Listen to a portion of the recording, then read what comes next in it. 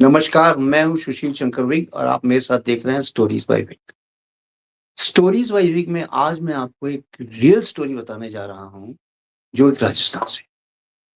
एक छोटी-सी फैमिली है राजस्थान में,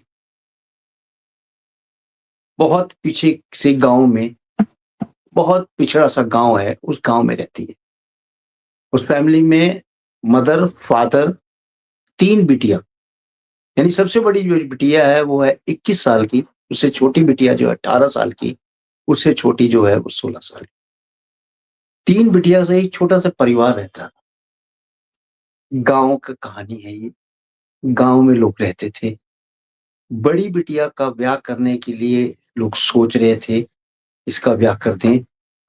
लेकिन उसका ब्याह जो करने के लिए सोच रहे थे, वो गाँव से बाहर सोच रहे थे, क्योंकि गाँव में कोई ऐसा होनहार लड़का उनको नहीं मिल रहा था, जिससे उसका ब्याह कर दिया जाए। अब आप देखिए, ये जो इसमें जो कहानी होती है, ये पहले क्या करते थे लोग जब शादी-ब्याह होता था, तो ये कोई मैट्रिमोनियल्स वगैरह नहीं चलते थे। उसमें क्या होता था, एक पंडित जी आते थे।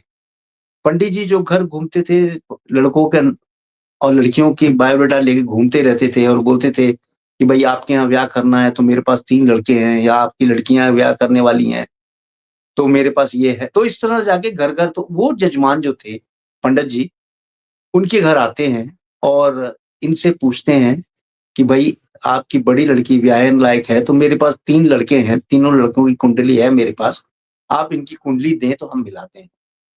वो उनकी कुंडली लेके मिलान करता है पंडित और पंडित मिलान करने के बाद बोलता है कि भाई आपकी बड़ी लड़की के ऊपर तो बहुत बड़ा विद्वान है, यानी इसको किसी ऊपरी हवा ने घेर रखा है, ये तो किसी भी घर में जाने लायक ही नहीं है। इतना सुनना था लोग घबरा गए। लोग इसलिए घबरा गए, मैं इससे पहले की बात बताता हूँ, होता क्या था? अब आप देखिए कि आपने ये भी सुना होगा पहले क्या था कि रात में एक डायन आती थी, चुड़ैल आती थी, जो क्या करती थी, घर में आती थी और रोटी और प्याज माँगती थी। घर-घर में जाती थी, रोटी और प्याज माँगती थी। जब वो रोटी और प्याज उसको मिल जाता था, तो रोटी खा लेती थी और प्याज को निचोड़ देती थी। निचोड़ने से उसके जो घर में था, उसमें किसी की डेथ हो जाती। ये छोटे से गाँव में बहुत ज़्यादा प्रचलित हो गया, तो लोगों ने क्या किया, अपने गाँव में घरों के बाहर या तो हाथ के थप्पे लगाते थे या सिंदूर के थप्पे लगाते थे, यानी थप्पे और या वहाँ पे किसी चीज़ की थप्पे लगाना ज़रूरी था। तो वो जिस घ घर को देखती थी थप्पे लगे हुए, उस घर में वो डायन ना तो रोटी माँगती थी, ना तो प्याज़ माँगती थी। धीरे-धीरे अब देखिए ये जो आत्माएँ होती हैं, ये एक आत्मा एक डायन थी, चुड़ैल जो है, ये बहुत ही शक्तिशाली हो जाती है। यानी कि आज अगर आत्मा निकली हुई है, तो वो इतनी शक्तिशाली नहीं होगी। ना आप उसको देख सकते हैं, ना वो आपको देख सकते हैं। धीरे-धीरे ये शक्तियाँ अर्जित करती हैं आत्माएँ और आत्माएँ जब शक्ति अर्जित करती हैं, तो एक विराट रूप ले लेती हैं। ये काफ़ी अच्छी तरह शक्तियाँ अर्जित करने के बाद ही ये सब कार्य करते हैं। अब जब शक्तियाँ इनके पास अर्जित हो जाती हैं, तो एक समय आता है यानी बहुत पुराना समय था जब समय आता है इनके पास, ये आदमियों की तरह, औरतों की तरह व्यवहार करते हैं और इंसान रूपी में आ जाते हैं। इंसान रूपी में आप इनको समझ नहीं पाएँगे। आप इनको देखेंगे, ये आपको देख सकते हैं, यानी सबको देख सकते हैं लेकिन इनके व्यवहार डिफरेंट टाइप से होते हैं। आप ये नहीं पता कर पाएँगे कि ये आत्मा है या इंसान। यही घटना यहाँ पे हो रही थी। अब उस लड़की को वो पंडित जी बोलते हैं कि भाई इसको तो किसी ऊपरी ने पकड़ रखा है, ऊपरी हवा ने। इसकी शादी ना आज हो ना कल हो। घर वाले माता-पिता बहुत परेशान हो गए। उनको अब डराने के लिए पंडित जी ने ये भी बोला कि आप देखें कि आपके घर में कुछ आवाज़ें भी आती होंगी। भाई गाँव का माहौल था तो कुछ न कुछ तो आवाज़ें इधर-उधर से आती ही थी। घर में चूहे भी होंगे, चूहे इधर-उधर दौड़ते होंगे, चूहे भी ज़्यादा बोल मतलब कई तरह से इनको डराने की कोशिश की और ये गाँव वाले लोग जो है जल्दी डर भी जाते हैं। उन्होंने पंडित जी को बोला, "पंडित जी कोई तो उपाय होगा, जो लड़की के ऊपर से भूत-प्रेत का साया उतर जाए, हम इसका ब्याह कर दें।" पंडित जी ने कहा, "भई मेरे पास तो कोई नहीं है, लेकिन मैं देखता हूँ एक तांत्रिक है, उस तांत्रिक से मैं बात करता हूँ, अगर वो तांत्रिक राजी हो जाता है, भूत-प्रेत जो इनके ऊपर है उतारने के लिए, तो मैं आपको बताऊँगा। कुछ दिनों के बाद रात में इनको कई आवाज़ें भी आने लगी, बहुत कुछ होने लगा। इनके घर में आप देखिए कोई अगर डर डाल दे भूत-प्रेत का, तो इंसान में डर आ ही जाता है। इनके भी दिमाग में वो भूत-प्रेत का डर आ ही गया और अब लोग डरने लगे कि हाँ, इस लड़की को कुछ न कुछ तो ऊपरी हवा ने पकड़ रखा है। वो सीधा काम भी करे तो लोग कहें ये उल्टा काम कर। पंडित जी आए, पंडित जी ने बोला कि मैंने बात कर ली है, आप बड़ी लड़की को लेके हमारे साथ चलें उस तांत्रिक के पास, तांत्रिक सही कर दें। माता-पिता उस बिटिया को लेके तांत्रिक के पास जाते हैं, पंडित जी के साथ। तांत्रिक उसको देखते ही जैसे ही वो एंटर होती है, वैसे ही तांत्रिक बोलता है, "वहीं खड़ी हो जा, इसके ऊपर तो बहुत बड़ा जिन है। ये जिन जो है बहुत मुश्किल से जाएगा। इसको वहीं खड़ा रखो, मैं अभी इस पे तंत्र-मंत्र की विद्या से इसको भगाता हूँ।" उसने कुछ श्लोक बोले, कुछ झाड़ा-वाड़ा किया, इसको कुछ तरह से राहत भी मिली, वापस इसको अंदर लेके आए और बैठाया। माता-पिता को तांत्रिक बोलता है कि इसको जो है, बहुत बड़ा इसके ऊपर एक पिशाच है, यानी जो जिन कहते हैं वो है और वो जिन इसको छोड़ेगा नहीं और अगर इसकी शादी भी अगर आप कर देंगे, तो जिन इसके ऊपर है और इसकी शादी अगर हो जाएगी, तो वो जिन से शादी होगी और अगर जिन से शादी हो जाएगी, तो इसका पति जो है, जिससे आप ओरिजिनल शादी करेंगी, वो पति इसका मर जाएगा। घर वाले और घबरा गए। उन्होंने कहा, "नहीं, आप किसी तरह इस जिन को यहाँ से हटाएँ।"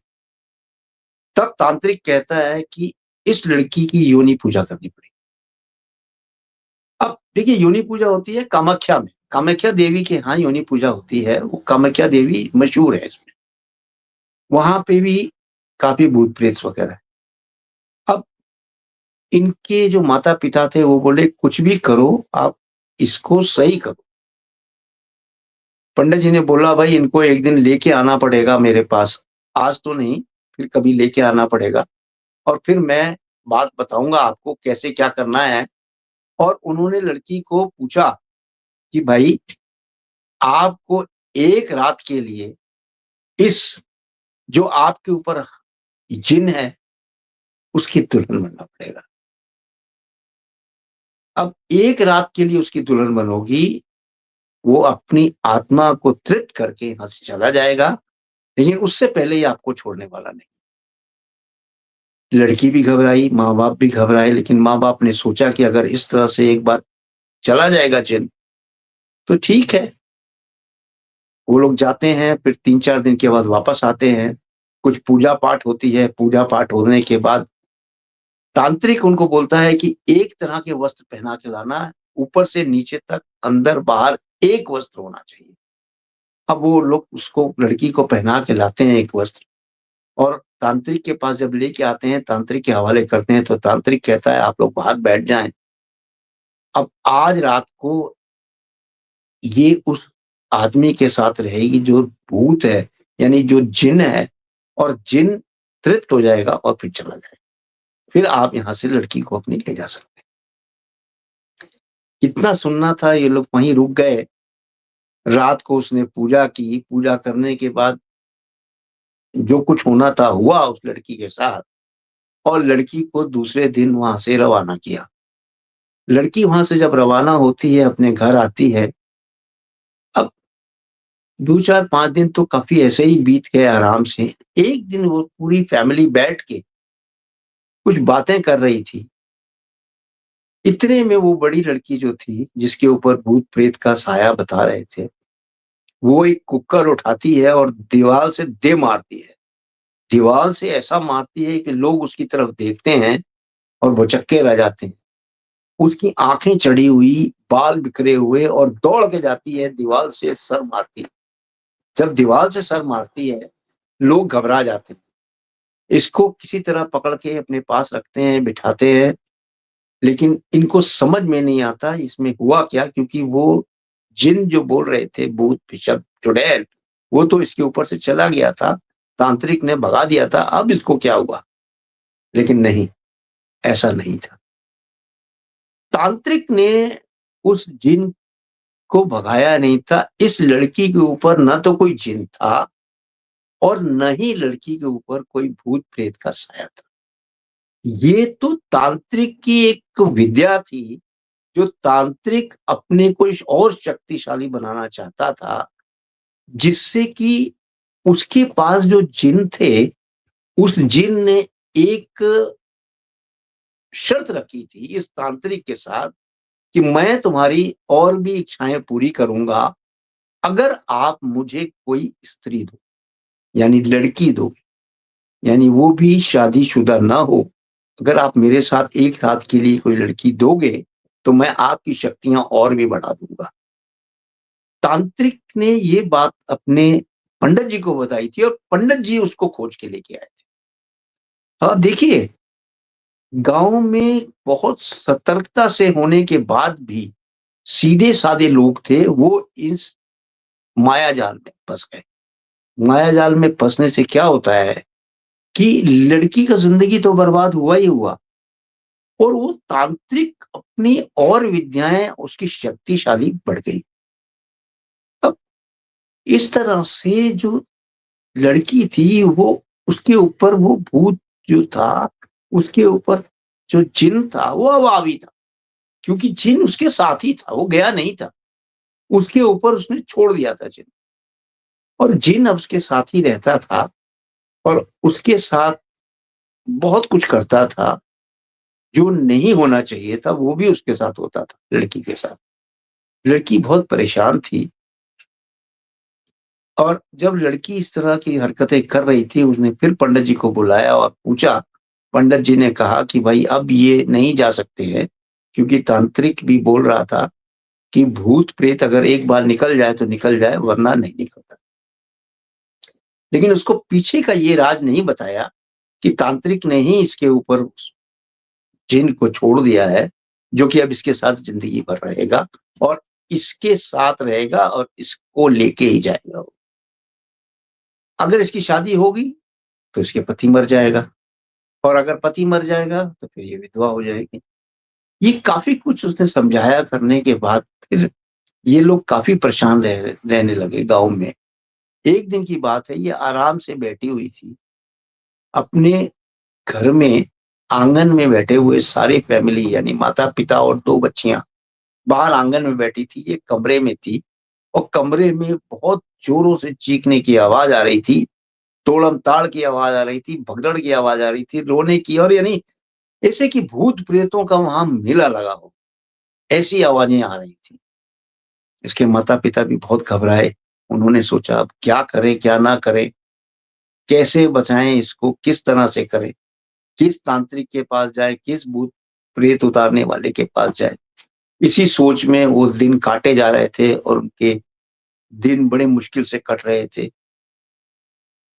एक दिन वो अपनी छोटी जो बहन थी, वो उसके साथ बैठी थी, माता-पिता वगैरह फिर बाहर बैठे थे आँगन में, अपनी छोटी बहन को वो बुलाती है, "इधर आ, इधर आ।" अब छोटी बहन को क्या पता कौन है, क्या बुला रहा है? उसने सोचा मेरी बहन ही बुला रही है, लेकिन अंदर से जिन बुला रहा था। वो पहुँच जाती है उसके पास और उसको वो लेके वो उसकी छोटी बहन को लेके एक सुनसान मकान में चले जाते हैं और जाके उसके पास बैठ जाते हैं। जैसे ही वो अंदर आती है, इसकी माँ देखती है कोई नहीं है, चारों तरफ खोजने लगते हैं, कहीं नहीं मिलते हैं। खुदाई होती है तो मिलते हैं एक सड़े से मकान के अंदर बैठे हुए, लड़की की गोद में छोटी बिटिया बैठी हुई। जब ये आवाज़ लगाती है अपनी छोटी बिटिया को, उसकी माँ, उसके बाल बिखरे हुए, आँखें चढ़ी हुई, वो बड़ी लड़की जो खड़ी होती है, किसी तरह से ये छोटी लड़की को खींच के लेके आ जाती है घर, लेकिन वो बड़ी लड़की जो थी, वो एकदम चुड़ैल का रूप लिए खड़ी थी। माता-पिता ने सोचा कि भाई इस तरह से तो ज़िंदगी कटेगी नहीं, इसको किसी न किसी को दिखाना पड़ेगा और इसको या तो इसके ऊपर से भूत-प्रेत हटे या कुछ और किया जाए, क्योंकि ये दिन-प्रतिदिन बहुत ही गलत काम हो रहा है घर में और ये किसी को कहने लायक भी नहीं थे। इन्होंने उसको ये बोला कि आपको हम लेके चलते हैं कहीं। इसको लेके गए एक और तांत्रिक के पास। जब दूसरे तांत्रिक ने इसको देखा, तो बोला कि भाई ये तो इसके ऊपर कुछ नहीं था। ये तो सीधी-सादी लड़की थी। इसके ऊपर जो किसी ने जिन छोड़ा हुआ है और वो जिन जो है इससे गलत हरकतें कर रहा है। यानी उस जिन की अब गंदी आदतें पड़ गई हैं और अब इसका जिन का इसके शरीर को छोड़ना बहुत ही मुश्किल है। क्यों? क्योंकि अब जिन इसके साथ उसने व्याह रचा लिया है और जिन अब इसको मार के ही दम लेगा, या अगर आप इसको घर में रखेंगे तो एक-एक करके सारे घरवाले मारे जाओ। माता-पिता ने सोचा कि इससे बढ़िया ये है कि इसको तांत्रिक से ही पूछते हैं क्या करना है। तांत्रिक ने जो बताया वो इस तरह से था, तांत्रिक ने बोला या तो इसको कहीं बाहर छोड़ आओ आप, या इसको हमारे यहाँ ही छोड़ दीजिए।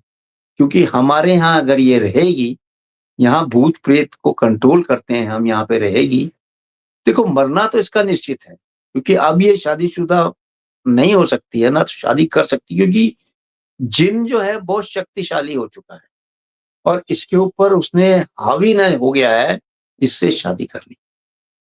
तो इस तरह से वो आइडेंटिटी जो थी एकदम से बिखर गई। अब उनको वहाँ पे छोड़ना पड़ा बड़ी बिटिया को, और बड़ी बिटिया को छोड़ने के बाद ये लोग आ गए अपने घर और फिर आने के बाद अपना जीवन व्यतीत करने लगे। लेकिन आप देखिए किस तरह से पंडित जो थे, किसी तांत्रिक के कहने पे एक अच्छी-भली खेलती हुई फैमिली की ज़िंदगी बर्बाद कर दी, सबकी। इसीलिए कहते हैं ना, किसी पंडित के झांसे में नहीं आना चाहिए, ना तो किसी बाबाओं के झांसे में आना चाहिए। आपको अगर कोई प्रॉब्लम है, जो रिलेटेड प्रॉब्लम है, उसके पास जाएँ।